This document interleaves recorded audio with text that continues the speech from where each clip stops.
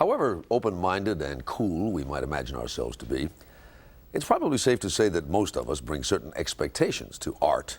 We expect to see paintings in frames and a gallery, see human figures in bronze or in marble in a sculpture garden.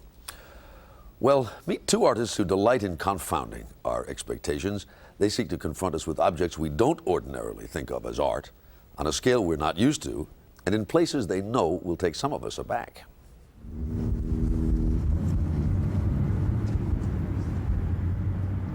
Go underneath and see how it feels. You can look right up through it.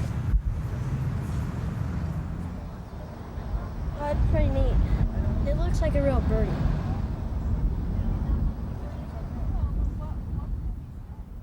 I think it's like we're in a giant badminton field, and like we're playing with giants. I think they're great. I like the perspective it gives on the museum. They're misplaced. They interrupt the rhythm and the flow and the serenity and the strength of the Moore collection. I think they're fun. I even posed to my students the question, what do you think Henry Moore would think about having Claes Oldenburg's birdies on the lawn? We placed these in a rather prominent spot, which has for many years been an empty spot, just a big lawn, and we're not surprised that there was a great deal of reaction. And we consider that a very good thing. If you start analyzing the situation and you look at the thinker, the public doesn't say, but this is a nude man who is sitting on a pedestal outside the museum and he is thinking, isn't that strange? Or when you look at the Henry Moore, you don't say, these are two copulating sheep, isn't that strange? There's a whole set of things which we want to do but can't do, so we put them on paper. And then The husband and wife team of Claes Oldenburg and Coosje Van Bruggen have created some 27 large-scale public sculptures in cities around the world.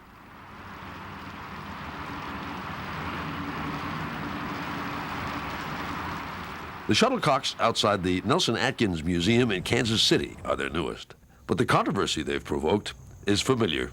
Why a shuttlecock? How much does it cost? Is this not going from our taxes? No, it isn't, because there's a specific budget.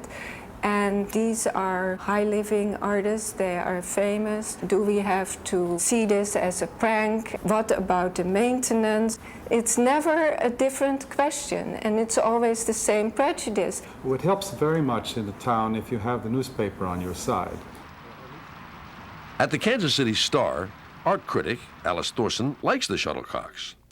Editorial writer and columnist Yel Abulhalka does not. No, I think they're silly. I particularly object to where they are, which is on the front lawn of the Nelson Gallery.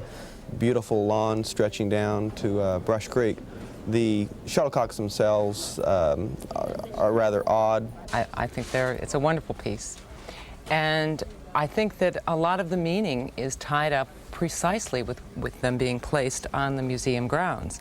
It telegraphs a real commitment to contemporary art, the art of our times. They had several ideas on what they were going to do there, and this is just kind of the one that flew apparently with the most people. No. This is the one that the artists evolved.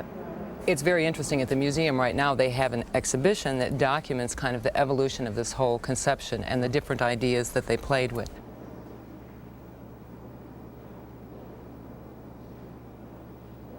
They saw it as a playing field, with the museum across the top, kind of as a net stretched across The exhibition curator, Deborah Emont Scott. I think all of us at the museum wanted people to understand that Claes and Coosje didn't just wake up one morning and say, let's make a big shuttlecock. A lot of creativity went into it. The shuttlecock is a feather, a basketball caught in a net, a Midwestern tornado or comet, an Indian headdress, and the inverted form of a local monument. We discovered a war memorial for the First World War, and it had two sphinxes.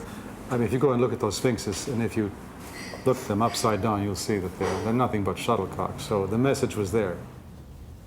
The Des Moines Register did an editorial wishing Kansas Cityans good luck. It took them maybe a decade to come to love the Crusoe umbrella in their city, and they hope that in due course Kansas Cityans will come to love their Oldenburg Van Bruggen as much as they love theirs.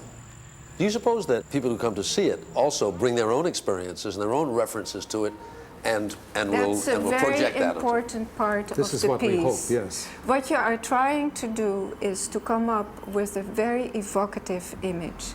And very often a piece we do collects meaning after we have long gone.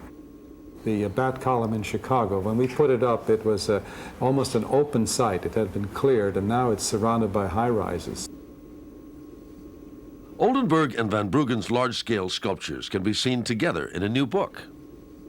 We found an Italian photographer, Attilio Maranzano, who we sent both to Europe and America, and he went through a lot of efforts to photograph the sculptures just right.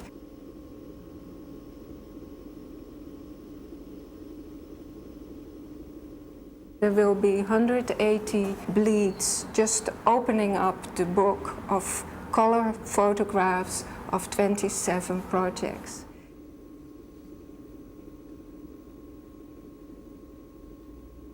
You begin to see how each project differs, but how also each site differs. In showing the whole context and seeing the sculpture very small and then going up close, you get the feeling as if you walk among them. It also has some essays in it, a reminiscence by the architectural historian Vince Scully about the lipstick, which is probably the piece that started it all. The clothespin was probably the first urban sculpture to be placed in America in '76. You don't find a clothespin in these proportions. The proportions have been changed. It's more elegant. All art is about transformation. Something to be looked at in a different way. That's right. Well, it is about imagination, and it's about making imagination concrete. What you're really trying to do is to put a humane sign within an urban landscape, and that's what we do with our large-scale projects. We just did the sculpture in Frankfurt of a tie, which is totally a soft image, and that's new. And the upcoming project that we're doing for the house ball is also a soft image. This is a study for a sculpture that we hope to put up in Lincoln, Nebraska.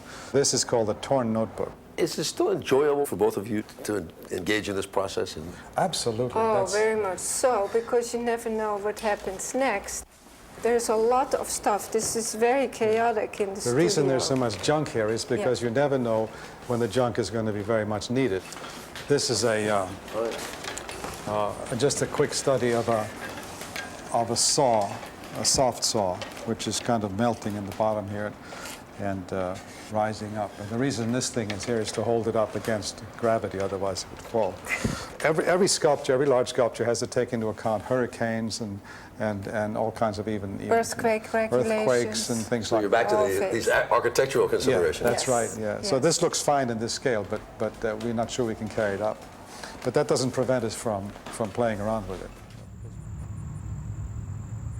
There does seem to be a playfulness in much of what you do, and the Shuttlecocks are a good example. It's a serious play, let's say, because we believe that play is good for you, and that life is, in many ways, a form of serious play.